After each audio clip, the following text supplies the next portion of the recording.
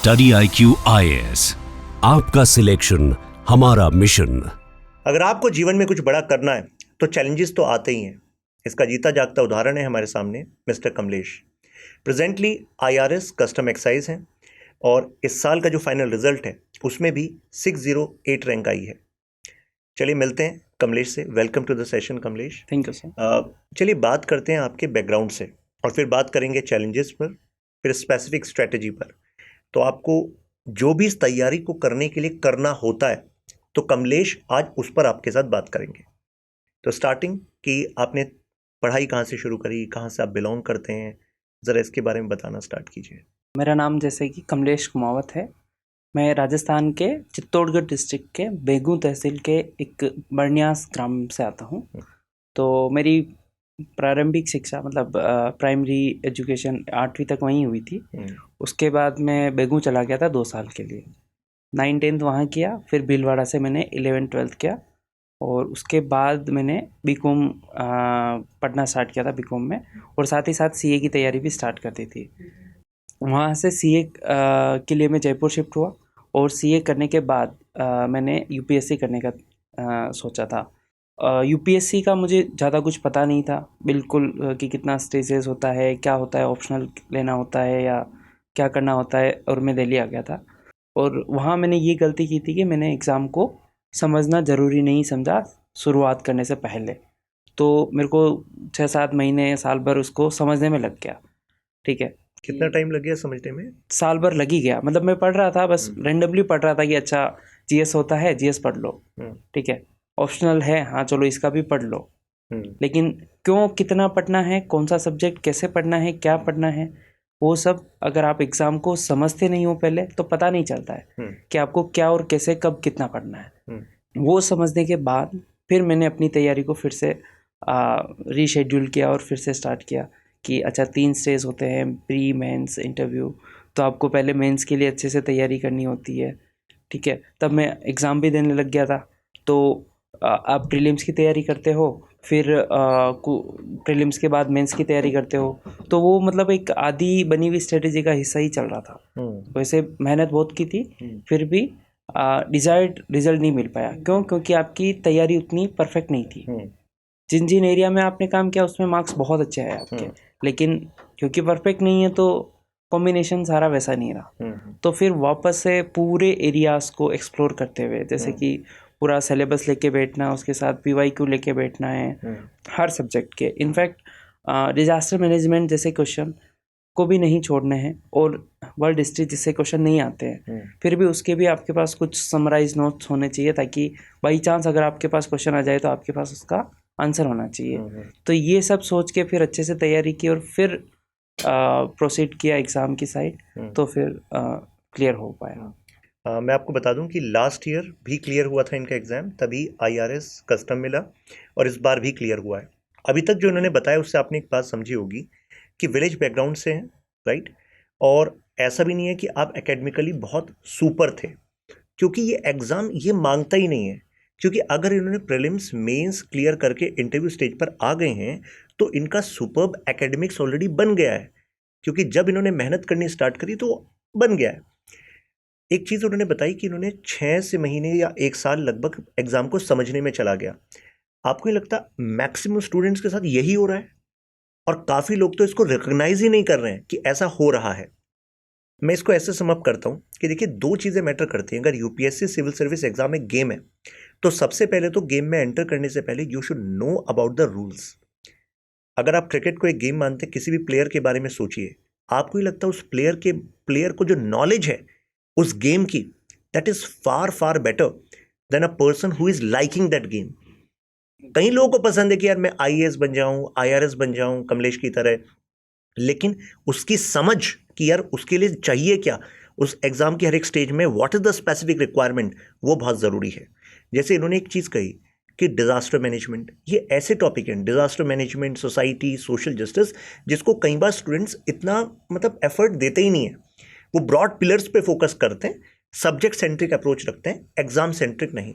और जो exam centric effort लगाता है तो वहाँ पर आपको स्कोर में अपना बूस्ट दिखता भी है। तो ये चीज़ ध्यान रखिएगा। तो पहली चीज़ है रूल्स के बारे में पता होना, बहुत ही बारीक समझ होना, मतलब ऐसी समझ कि आपको पता हो कि यार PYQs के हिसाब से कि ultimately these are the most popular themes across the topics which are being asked. दूसरी चीज स्किल टू स्कोर। रूल्स के बारे में जानकारी होने का मतलब ये नहीं है और कुछ ज्ञान होने का भी मतलब ये नहीं है कि आप स्कोर कर ही लेंगे, ये भी एक बड़ी सच्चाई है। क्योंकि प्रीलिम्स के स्टेज पर भी कितने क्वेश्चंस ऐसे आते हैं जो आपकी इंटेलिजेंस से सॉल्व होते हैं, इंटरलिंकेज से सॉल्व होते हैं। हो सकता है डायरेक्टली आपने नोट्स में उसके बारे में ना पढ़ा हो, लेकिन आपने कुछ और पढ़ा है उससे इंटरलिंक करके। ऐसी मेंस के लेवल पर भी अपनी एक रिक्वायरमेंट है आंसर राइटिंग की, जिस पर अभी हम बात करने वाले हैं कमलेश से। तो मुझे लग रहा है अभी तक ये आपको नोट डाउन कर लेना चाहिए कि ये लर्निंग है। फिर कमलेश बात करते हैं प्रीलिम्स से। तो एक चीज़ इन्होंने आपको बता दी है कि प्रीलिम्स देने से पहले ही मेंस की तैयारी हो जानी चाहिए। सही बात। जीएस और ऑप्शनल दोनों, जैसे कि इस साल तो प्रीलिम्स और मेंस में टाइम और कम हो गया है, बताइए 70 डेज, और इफेक्टिवली मान लीजिए आप 60 डेज ही मान लीजिए। तो मतलब ultimately you have to prepare early. आप ये नहीं सोच सकते प्रीलिम्स देते हैं फिर उसके बाद देखेंगे, ऐसा देखने वाला टाइम ही नहीं है, फिर प्रीलिम्स वेस्ट हो जाएगा आपका। तो प्रीलिम्स के लिए आपने जो मॉक टेस्ट लगाना स्टार्ट कब से किया था? देखिए मैंने मॉक टेस्ट, तो जो मार्केट में बातें चलती है कि मॉक टेस्ट लगाओ मॉक टेस्ट लगाओ, तो उससे मैंने लगाना फर्स्ट अटेम्प्ट में ही स्टार्ट कर दिया था। ठीक है, मॉक टेस्ट लगाए, बहुत सारे लगाए, लेकिन इम्पैक्ट इफेक्टिव कुछ नहीं रहा। ठीक है, लगाना रहा, उससे नॉलेज कि भाई अच्छा बहुत सारा नए नए क्वेश्चन आते हैं, मतलब अगर 30 लगा रहे हो तो 3000 क्वेश्चन है, मतलब उसमें से ह्यूमनली इम्पॉसिबल है कि आपको 3000 कॉन्सेप्ट्स याद हो या उस इंफॉर्मेशन याद हो। ठीक बताओ। तो याद करने में लग जाते कि अरे इसमें ये था, इसमें ये था। लेकिन फिर जब पहले वाले अटेम्प्ट में पता चला कि अच्छा ऐसे काम नहीं चलता है, तो फिर मैंने यूपीएससी का पेपर जो PYQ था उसको एनालाइज किया कि ये क्या चाहते हैं। कुछ इन्फॉर्मेशन चाहते हैं, कुछ अवेयरनेस ऑफ माइंड चाहते हैं, और बहुत सारा कॉमन सेंस डिमांड करता है। तो वही अप्रोच रख के मैंने फिर नेक्स्ट अटेम्प्ट में मॉक लगाए, बट ये अप्रोच रख के लगाए कि अच्छा मैं अगर थोड़ा सा भी पढ़ा हुआ हूँ तो मॉक दे देता हूँ मैं, लेकिन मॉक से सीखता कैसे हूँ वो मेरे को यूपीएससी के पेपर से सीखना है। ठीक है, तो ऐसे करके मैंने मॉक वगैरह लगाए थे प्रीलिम्स के लिए। और उसके लिए भी मैंने एक बहुत ही पर्टिकुलर स्ट्रेटेजी अपनाई थी कि मॉक कैसे लगाना है मेरे को। मॉक मैंने जो सब्जेक्ट होते हैं, कोर कॉन्सेप्ट, बेसिक कॉन्सेप्ट होते हैं, उनके सभी कोचिंग के मॉक रहते हैं, तो उनके जो प्रायर जो शुरुआत के टेस्ट होते हैं वो उठाए और बेसिक नॉलेज टेस्ट कर लिया कि मुझे कितनी सारी इन्फॉर्मेशन याद है। ठीक है, उसके बाद मुझे बेसिक इन्फॉर्मेशन के ऊपर खेलना है, क्योंकि एग्ज़ाम बेसिक इन्फॉर्मेशन पर नहीं आता है। तो उसके बाद मैंने फुल लेंथ लगाना स्टार्ट किया, उसमें से कि भाई मैं सबको इंटीग्रेट करके आंसर दे पा रहा हूँ, नहीं दे पा रहा हूँ, नहीं पता है फिर भी सोच के आंसर दे पा रहा हूँ, नहीं दे पा रहा हूँ, मेरा गेस वर्क चल रहा है तो वो कितना सही या कैसे सही जा रहा है, ये सब चीज़ें मॉक देते देते एनालाइज की। और इसके लिए मैंने ये सोचा था कि एटलीस्ट किसी 2 जगह के तो मॉक देने चाहिए, क्योंकि उससे आप किसी भी एक थिंकिंग के साथ नहीं बनते हो, थोड़ा न्यूट्रल रहते हो। तो ऐसे करके मैंने प्रिपरेशन की थी प्रीलिम्स की। एक बात इन्होंने बहुत अच्छी कही कि मॉक देते समय मॉक का इस्तेमाल कैसे करना है वो बहुत ज़रूरी है, कि किस लेवल ऑफ इंफॉर्मेशन को आप याद नहीं कर पा रहे हैं, किस तरह की आप मिस्टेक कर रहे हैं। फॉर एग्जांपल, अगर आप अप्लाइड पार्ट में गड़बड़ कर रहे हैं तो मतलब that also connects to the fact कि यार कहीं कॉन्सेप्ट में मिसिंग तो नहीं है, कुछ वो चेन ऑफ थॉट में मिसिंग तो नहीं है, या कई बार एक पर्टिकुलर चैप्टर के फैक्ट में प्रॉब्लम करें, पता है यार ठीक है इस फैक्ट को मैं अलग से लिख लूँगा तो मुझे याद हो जाएगा। तो इस पर कॉन्शियस होना बहुत ज़रूरी है कि जब मॉक प्रैक्टिस करें तो किस तरह की गलतियां हम कर रहे हैं उसको कृपया करके आप लिख लीजिए, जिससे कि मतलब जब हम लिख लेते हैं ना तो क्लैरिटी आ जाती है कि हाँ मुझे यहाँ पर हिट करना है, तो दैट शुड बी डन। ये बहुत अच्छी बात बताई आपने। इसके बाद जो आंसर राइटिंग है, तो कई बार स्टूडेंट्स कहते हैं कि हम जब सिलेबस कंप्लीट कर लेंगे उसके बाद आंसर राइटिंग करेंगे स्टार्ट, और कुछ एस्पिरेंट्स ऐसा भी सोच के चलते हैं कि डायरेक्टली मेंस में ही लिखने जाएंगे। ठीक है, ऐसी गलतफहमी हटा देनी चाहिए, क्योंकि हमें शुरू से ही आंसर राइटिंग प्रैक्टिस करनी पड़ेगी, क्योंकि मेरिट जो बनेगी वो मेंस और इंटरव्यू से बनेगी। और मेंस 1750 मार्क्स है, इंटरव्यू 275 है, और 1750 मार्क्स आपकी लिखने की काबिलियत पर है। तो आपने कब से शुरू किया, या कुछ गलतियां भी इसमें की हों? इसमें बिल्कुल गलतियां की थी मैंने, जब मतलब फर्स्ट अटेम्प्ट में मैंने ऑल्दो आंसर राइटिंग की थी लेकिन सारी नहीं की थी। मतलब वो है ना कि भाई जीएस की कर ली और ऑप्शनल की नहीं की, कि लिखेंगे सीधा। अच्छा, आप भी सोच रहे थे? मतलब 2-3 पेपर दिए थे, लेकिन उससे क्या ही फर्क पड़ जाएगा। सही बात है। वो ऑलमोस्ट यही स्टंट था कि सीधा ही लिख रहे हैं जाके मेंस में ऑप्शनल के लिए। ऑप्शनल के लिए? हाँ, अच्छा, ठीक जीएस के लिए मैंने पहले किया था। तो ठीक। मतलब ये गलती थी कि मेरे को दोनों को साथ में लेके लिखना था, है ना। एथिक्स ऐसे और सब कुछ अच्छे से हो जाना चाहिए आपका। तो ऐसे किया था। और मेरा राइटिंग ऐसा था कि नेचुरली मैं थोड़ा ठीक लिख लेता हूँ, स्पीड मेरी बहुत स्लो थी, उसके ऊपर मेरे को काम करना पड़ा। लेकिन इन्फॉर्मेशन वाइज मैं ठीक इन्फॉर्मेशन डाल देता हूँ। और इंट्रोडक्शन और वो भी सीख के कि टॉपर्स का आंसर देख के कि कैसे मैं ब्रीफली इंट्रोड्यूस कर सकूं रेलेवेंट रहते और कैसे इसको फ्यूचरिस्टिक और ऑप्टिमिस्टिक वे में कंक्लूड कर सकूं। ठीक है, ये मैंने टॉपर्स के आंसर सीट से सीख लिया। और कुछ टॉपर्स भी वापस दे रहे थे, वहीं थे, तो उनसे पूछ के कि अच्छा आप इसका कैसे किया, तो वो मार्क कर देते थे कि यहाँ से ये हटा दो, यहाँ से ये वाला पार्ट हटा दो, जरूरी नहीं था। तो ऐसे करके उनको क्रिस्प और वो मतलब ब्रीफ करके और तैयारी की आंसर राइटिंग की। और फिर स्पीड का खेल था, उसके लिए कोशिश करता था कि 3 घंटे में कुछ भी हो जाए, पेपर लिखना ही है बिल्कुल। मतलब जान भी जा रही हो तो नहीं छोड़ना है। सही बात। ऐसा वाला एटीट्यूड रखना पड़ा बिल्कुल। और मतलब यहाँ पे भी जब मॉक वगैरह टेस्ट लिखते थे तो हालत ऐसी हो जाती थी एक पेपर लिखने में कि वो अगर मैं एग्जांपल दूंगी, जैसे तौलिया होता है, तौलिया को आप बाल्टी में भिगो के गीला कर देते हो, लेकिन वापस उसको उससे वापस पानी निकालने के लिए जिस तरह उसको निचोड़ते हो उसी तरह अपने आप को निचोड़ना पड़ता है मेंस में। तो फिर आप सारा जो पड़ा हुआ है वो पेपर पे लिख पाते हो। तो ऐसे यहीं पे हालत कर लेनी चाहिए इंसान को, ताकि वहां पे जाके आप बहुत कंफर्टेबली पूरा पेपर कर सकें। इन्होंने बड़ी काम की बातें बताई हैं, बीच बीच में आपने अगर ध्यान दिया हो। इन्होंने कहा कि आंसर राइटिंग में एक तो सीखा इन्होंने कि ब्रीफ कैसे लिखना है, क्योंकि ब्रेविटी मैटर करती है। कई स्टूडेंट्स जो अगर मान लीजिए humanities background, BA graduation post graduation का, तो वहाँ पर उन्हें 3 वर्ड्स 4 वर्ड्स चाहिए तो वो पेपर भर देते हैं। हाँ। लेकिन यहाँ पर वो अप्रोच नहीं है। यहाँ पर you have to be like pin pointed, जो एग्जैक्टली डिमांड है उसके हिसाब से लिखना है, जो ज़रूरी नहीं है उसको हटाना है, वो नहीं लिखना। मतलब आपका समय भी बचेगा, नहीं तो पेपर छूट गया तो उसमें मार्क्स का लॉस है। दूसरा इन्होंने कहा कि कैसे कंक्लूजन को ऑप्टिमिस्टिक करना है येट बैलेंस्ड करना है। ये एक अप्रोच है जो हमें रखना चाहिए, मतलब futuristic, applied based, this is what is the demand. जो इन्होंने बताया ना कि मतलब एटीट्यूड ये होना चाहिए कि कंप्लीट करना ही करना है, राइट। और वो आपको पहले से ही एफर्ट करोगे तभी समझ में आएगा। नहीं तो अभी जब मैं आपसे बात कर रहा हूँ तो अभी भी ना आपको वो एक्सपीरियंस हो नहीं रहा है जो इन्होंने एग्जैक्टली कम्युनिकेट किया है कि वो 3 घंटे में जो लिखना है उसमें एक्चुअली कितना एफर्ट चाहिए।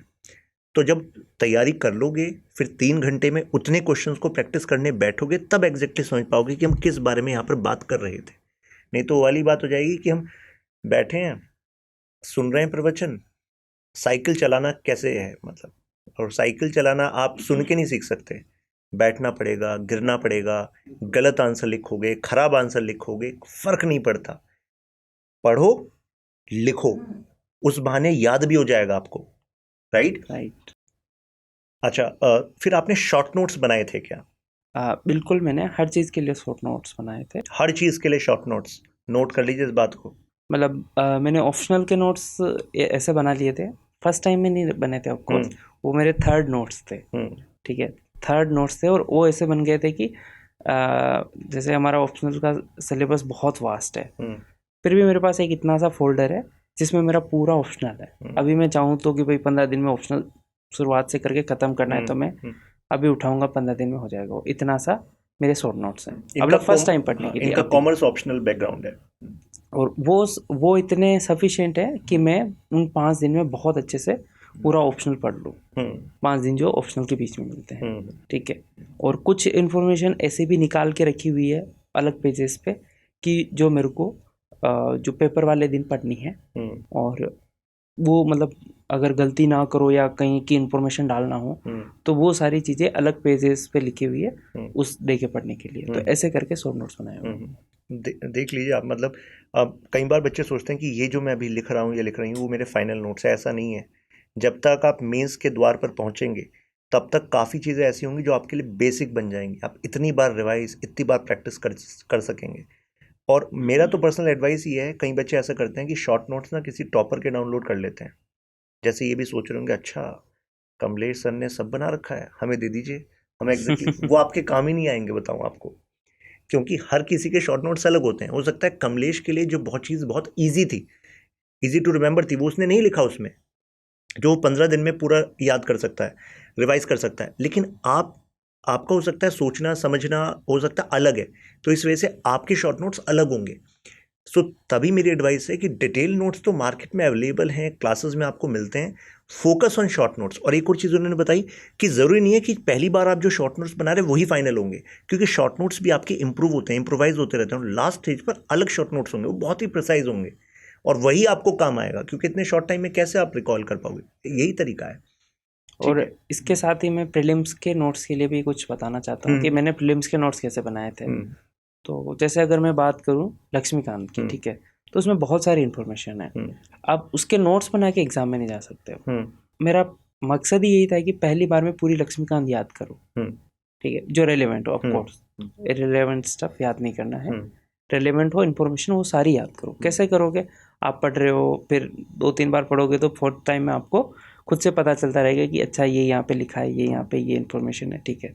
लेकिन कुछ इन्फॉर्मेशन ऐसी होगी जो आप गलती करोगे वहाँ पे, या फिर आप एग्ज़ाम दे रहे होगे वहाँ पे गलती करोगे, तो उनके लिए मैंने नोट्स बनाना स्टार्ट किया, लक्ष्मीकांत और स्पेक्ट्रम इनके लिए, सेम फॉर ज्योग्राफी, कि मैं कहाँ गलती करता हूँ, मुझे कौन सी बात याद नहीं रहती है। तो ऐसे करते करते, या फिर कोई कंफ्यूजिंग चीज़ होती है, जैसे बहुत सारे सोसाइटी में ऑर्गेनाइजेशंस थे, मूवमेंट थे, छोटे छोटे मूवमेंट थे, जैसे साउथ के थे, उनमें 3-3 लोग थे सब में, और वो बहुत ही कंफ्यूजिंग रहते हैं, भूल जाते हो आप, लेकिन उनमें भी क्लैरिटी तो चाहिए आपको।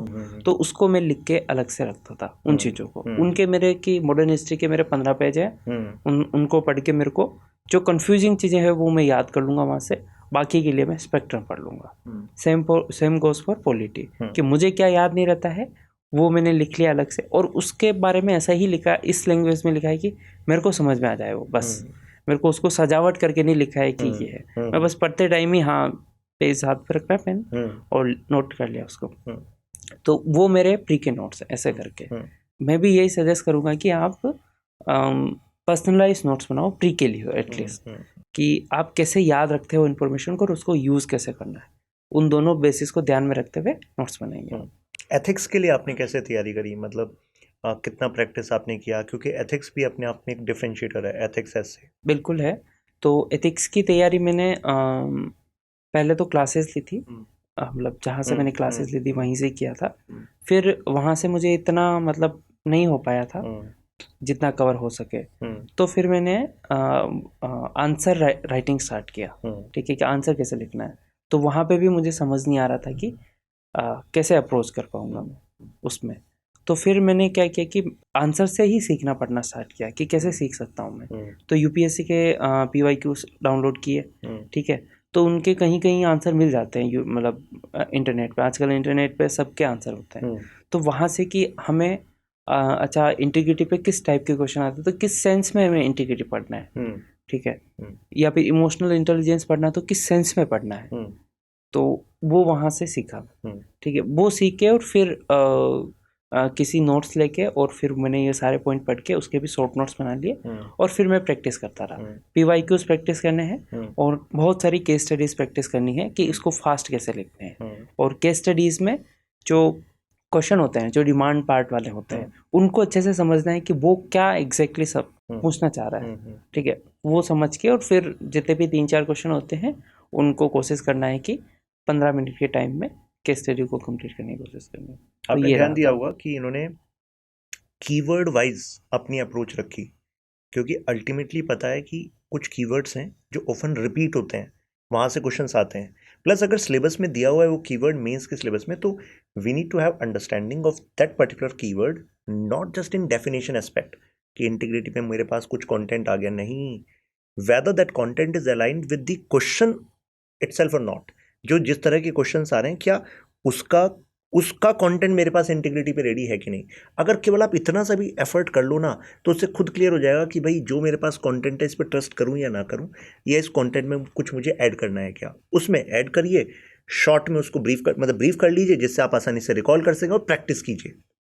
सिंपल बात है ये। ऐसे के लिए आपने कितना एफर्ट किया और कब से किया? ऐसे का भी अलग ही कहानी है। ऐसे का मतलब एफर्ट तो बहुत मारे हैं, लेकिन रिजल्ट अभी तक समझ में नहीं आया। ऑनेस्टली अभी तक समझ नहीं आया कि क्या करने पे लोग 140 नंबर ले आते हैं ऐसे में। ठीक है, मैंने भी किया तो बहुत है। 2 बार अलग अलग टीचर से गाइडेंस ले लिया, और एक बार खुद से ही करने की कोशिश करी, सीख के कि टॉपर्स जो तरीका फॉलो करते हैं वो कर लेते हैं।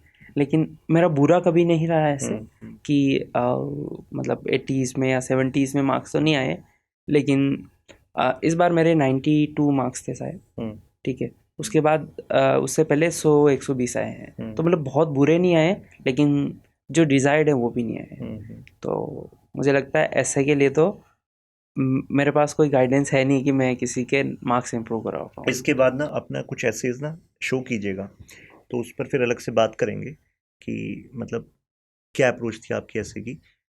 इस बार ऐसे भी एक मार्कशीट मैंने देखी है 57 मार्क्स,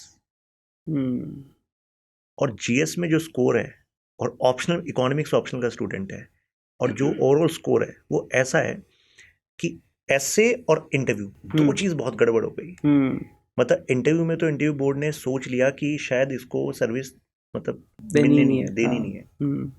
113 और जीएस में जबरदस्त, हर एक चीज में जबरदस्त। अगर वो ऐसे में ऊपर आ जाता ना 100+, इंटरव्यू में चाहे कम थे ना, तो भी he was in merit list, he would have been in merit list. तो मतलब इसी वजह से बड़ा मतलब पेन होता देख के कि कितना एफर्ट लगा है इतना स्कोर लाने में, जीएस में और ऑप्शनल में, और केवल दो जगह डाउन आए, और इस वजह से मेरिट आउट है, मेरिट इन भी नहीं। और वो है ना, आप तो सर्विस में अभी, और आपने देखा भी अपने फ्रेंड्स का भी स्ट्रगल अभी कि कैसे फिर दोबारा से प्रीलिम्स से स्टार्ट करना पड़ता है। तो इसी वजह से मतलब यही एडवाइस है कि ये जो प्रिपरेशन है ये हॉलिस्टिक है।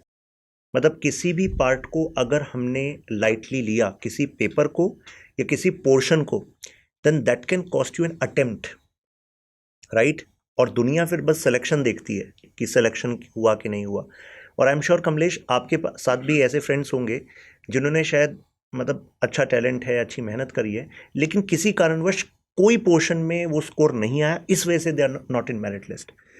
तो इसी वजह से यही एडवाइस है कि ऐसे को लाइटली नहीं लेना है, ड्यू डिलिजेंस ऐसे को हमें देनी है, और प्रीलिम्स से पहले ही देनी है। अगर जो 2026 का अटेम्प्ट आप दे रहे हैं, तो उन सबको मैं यहाँ पर एडवाइस दे रहा हूँ कि दिसंबर से पहले कुछ प्रैक्टिसेस कर लीजिएगा, ठीक है ना, कि डिफरेंट टाइप ऑफ ऐसे राइटिंग क्या होती है, थीसिस क्या होती है, अल्टीमेट डिफरेंट स्ट्रक्चर्स क्या होते हैं, प्लस जिस तरह के फिलोसफिकल एसेज आ रहे हैं तो उसमें क्या क्या डायमेंशंस हैं, उसके कुछ कीवर्ड लिस्टिंग है, तो वो प्रिपरेशन हमें करनी है, ठीक है, जिससे कि इतना स्कोर आ जाए। और ऐसे भी मैंने मार्कशीट्स देखी हैं इंटरव्यू में 153, बट जीएस और ऑप्शनल में इंक्लूडिंग ऐसे इतना स्कोर कर लिया कि रैंक बिलो 100 है।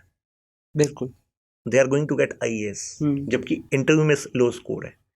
मतलब ऐसा समझिए कि आप गेम में एंटर करें तो आपको ना एक एक पॉइंट, एक एक स्कोर की तरह, मतलब उसको पॉइंट को काउंट करके अपनी तरफ करते रहना, स्कोर बढ़ाते रहना है, उसी से गेम जीता जाएगा। अब इंटरव्यू की बात करते हैं, कैसा एक्सपीरियंस रहा, कैसे क्वेश्चंस पूछे गए? इंटरव्यू मैंने 3 बार इंटरव्यू दिया है, तो मैं दूसरी और तीसरी बार की बात करता हूँ, ठीक है। तो दोनों बार मेरा इंटरव्यू जो है मेरे डेफ बेस्ड ही रहा। मतलब मेरे से रिलेवेंट क्वेश्चन ही पूछे जो मेरे डेफ में लिखा हुआ है। पिछले वाला जो इंटरव्यू था वो थोड़ा सा बैंकिंग साइड और फाइनेंशियल सेक्टर साइड वैसे रहा, और उसके अलावा मुझे इंटरनेशनल रिलेशंस पे क्वेश्चन पूछे थे। चेयरमैन सर शुक्ला सर थे, तो उन्होंने IR से स्टार्ट किया था, और उन्होंने पूरा जो इंडिया की फॉरेन पॉलिसी है और जो इंटरनेशनल रिलेशन अभी चल रहे हैं उसके बारे में पूछा। उसके बाद फाइनेंशियल सेक्टर से क्वेश्चन थे, तो next board member financial sector. उनके बाद अगले मैम थे, मैडम ने मेरी हॉबी बेस्ड क्वेश्चन पूछे थे। कुकिंग मेरी हॉबी थी, तो कुकिंग पे उन्होंने क्वेश्चन पूछे थे। और back to again next sir ने सेम UPSC से रिलेटेड ही क्वेश्चन पूछे थे, मतलब UPSC पर से रिलेटेड क्वेश्चन थे कि कितना टाइम मिलना चाहिए या कितने अटेम्प्ट्स होने चाहिए रिजर्वेशन से रिलेटेड, ठीक है। सेकंड अटेम्प्ट में मतलब सेकंड इंटरव्यू जो अभी रिसेंट वाला हुआ था उसमें संजय वर्मा सर का बोर्ड आया था। और संजय वर्मा सर ने एक बहुत ही फनी वे में स्टार्ट हुआ। एक सीए टॉपर करके वेब सीरीज आई थी, तो उससे उन्होंने स्टार्ट किया था। क्या थी कि मतलब वो सारे एस्पेक्ट थे उसमें, और फिर उन्होंने उसी पे बात की थी। फिर अगले नेक्स्ट से सेम फाइनेंशियल सेक्टर से स्टार्ट हुआ था, और नासिन के बारे में और मेरी जो कस्टम सर्विस है उसके बारे में क्वेश्चंस थे। ठीक, फिर उसके बाद नेक्स्ट एक सर थे, उन्होंने इवेंट बेस्ड क्वेश्चन पूछे थे सारे, मतलब सिचुएशन बेस्ड। कोई सिचुएशन हो रही है तो उसमें आप कैसे रिएक्ट करोगे, वैसे वाले। जो लास्ट मेंबर थे उन्होंने अगेन फाइनेंशियल स्टेटमेंट्स और उन सब से रिलेटेड क्वेश्चन किए थे, मतलब स्टॉक मार्केट और वो सब से। इंटरनेशनल रिलेशंस तो ट्रेंडिंग रहती हैं, तो काफ़ी क्वेश्चंस उससे पूछे ही जा रहे हैं। हाँ बिल्कुल। और जीएस पेपर 2 की प्रिपरेशन में भी, और प्लस करंट अफेयर्स आप पढ़ते रहते हैं तो उससे भी आ ही जाता है। जैसे कई बच्चे ना डीएफ फॉर्म फिल करते समय पूछते हैं कि सर हॉबी में क्या लिखें, तो अब उस समय मतलब मैं भी असमंजस में पड़ जाता हूँ कि हॉबी में क्या बताया जाए। रीज़न क्या है, क्योंकि हॉबी तो पर्सनल होती है। हॉबी का मतलब होता है कि भाई फ्री टाइम में जिस काम को करने में आपको मज़ा आता है, that is your hobby, right. लेकिन कई लोग क्लियर ही नहीं होते कि पता ही नहीं सर क्या करने में मज़ा आता है। ज़्यादा टाइम तो मोबाइल में जाता है, तो क्या इस जो भी आप लिखना चाहें हॉबी वो आप लिख सकते हैं, लेकिन that should be backed by some reasons. मतलब जब उस पर सवाल पूछे जाएं तो यू बेटर जस्टिफाई दैट, मतलब वो ब्लफ नहीं होना चाहिए। जैसे आपने कुकिंग बताया, तो कुकिंग पे आप क्या क्वेश्चन पूछा उन्होंने फिर उसके बाद? उन्होंने पूछा था कि जो राजस्थानी कुकिंग में मेरे स्पेशलाइज्ड मैंने लिखा था कि राजस्थानी कुकिंग, तो उसमें ये पूछा था कि अच्छा उसमें क्या की इंग्रेडिएंट होते हैं। अच्छा, ठीक है। उसके बाद किसमें की इंग्रेडिएंट पूछा स्पेसिफिकली, कुकिंग अगर में, आपको याद हो? राजस्थानी कुकिंग। अच्छा, राजस्थानी कुकिंग में क्या की इंग्रेडिएंट होता है? हाँ, जो मोस्टली हर उसमें डलता है, हर एक डिश में डलता ही है, मतलब मोस्टली यूज होता है। ठीक है। या फिर वो मोस्ट ऑफ द डिशेज का की इंग्रेडिएंट है। अच्छा, ठीक है। तो ऐसे करके मैंने बोला था, एक तो बटर, ठीक है, दूसरा बेसन, और तीसरा मसाले। राजस्थान में मसाले बहुत यूज़ होते हैं। जैसे कोई सा भी सब्जी बने, गट्टे की सब्जी बने या लाल मांस बने या कड़ी बने, तो इन सब में हींग हो गया, और जो स्पाइसेस होते हैं रेड पेपर, जीरा वगैरह सब डलता है। ठीक है। राजस्थान में घी बहुत खाते हैं क्योंकि डेयरी बेस्ड वहाँ का वो है ज्योग्राफी, तो घी बहुत खाते हैं। और तीसरा मैंने बोला था बेसन। बेसन बहुत यूज़ होता है, मतलब लड्डू बनते हैं, पकोड़े बनते हैं, आलू बड़े और पता नहीं क्या क्या, नमकीन, तो बेसन बहुत उनको पसंद है। तो ये बोला था। फिर उन्होंने मिर्ची वाला उस पर क्वेश्चन पूछा था कि स्पेशली मिर्ची ज़्यादा क्यों खाते हैं। तो उसके पीछे एक दो साइंटिफिक रीजंस हैं, जैसे कि मिर्ची इसलिए खाते हैं ताकि पसीना होता रहे आपको। ठीक है, पसीना होता रहेगा तो आप पानी भी पीते रहोगे, तो आपको टू कीप यू हाइड्रेटेड, मतलब लोग राजस्थान के लोग इन पर्टिकुलर थोड़ा ज़्यादा मिर्ची खाते हैं ताकि पसीना आता रहे उनको और पानी पीते रहे, मतलब वहाँ के एनवायरनमेंट के लिए अपनी बॉडी को अडॉप्ट करते रहे। ठीक है। और दूसरा मैंने कहीं पढ़ा था कि मिर्ची खाते हैं तो थोड़ा खून गर्म रहता है, और जहाँ गर्मी ज़्यादा होती है वहाँ पे गर्म खून की ज़रूरत पड़ती है। ठंडा खून से आप बीमार पड़ सकते हो या कुछ भी हो सकता है, तो इसके लिए टू हीट द ब्लड मिर्ची खाते हैं। तो ये मैंने बताया था उनको, तो उनको अच्छा भी लगा था। तो ऐसे ही क्वेश्चन थे कुकिंग से। जो भी आप हॉबी लिखें तो उसके बारे में ऐसी डिटेल्ड अंडरस्टैंडिंग होनी चाहिए, इट कैन बी एनीथिंग। इस पे मैं हॉबी वाले पार्ट पे एक चीज़ ऐड करना चाहूँगा। हॉबी कुछ भी हो सकता है, मतलब आप जिसको है ना आप करते हुए इतना एंजॉय करते हो कि आप कितने डीप चले जाओ पता भी नहीं चले आपको। ठीक है, कि आप पढ़ रहे हो उसके बारे में, अगर पढ़ रहे हो तो आप इतना डीप पढ़ लोगे, इतनी नॉलेज गेन कर लोगे उसके बारे में। सपोज करो आपको फोटो खींचना ही अच्छा लगता है, कैमरा चलाना, तो आप लेंसेज के बारे में इतना जान लोगे, या फिर आप कौन सा जो सीन है वो किस एंगल से अच्छा आएगा, है ना, कलर्स वगैरह की पहचान बहुत अच्छी हो जाएगी फ्रेम में। तो मतलब आप आपकी कैमरा मेन हॉबी हो गई, मतलब फ़ोटो क्लिकिंग। तो ऐसे करके आप कोई सा भी प्रोफेशन या कोई भी एक्टिविटी को हॉबी बना सकते हो। हमारे तो PSR ऑप्शनल की स्टूडेंट है, उसने सिंगिंग लिखी थी, तो शी गॉट सेलेक्टेड, तो उससे 2 बार गाना गाने के लिए बोला। तो मतलब जो भी आप लिखो तो मतलब यू बेटर जस्टिफाई दैट। अभी इस सेशन को यहीं अंत करते हैं, और कमलेश की जो कुकिंग स्किल्स है उसको टेस्ट करते हैं। चलिए फिर बिल्कुल। चलते हैं। बिल्कुल बिल्कुल सर। स्टडी IQ IAS, आपका सिलेक्शन हमारा मिशन।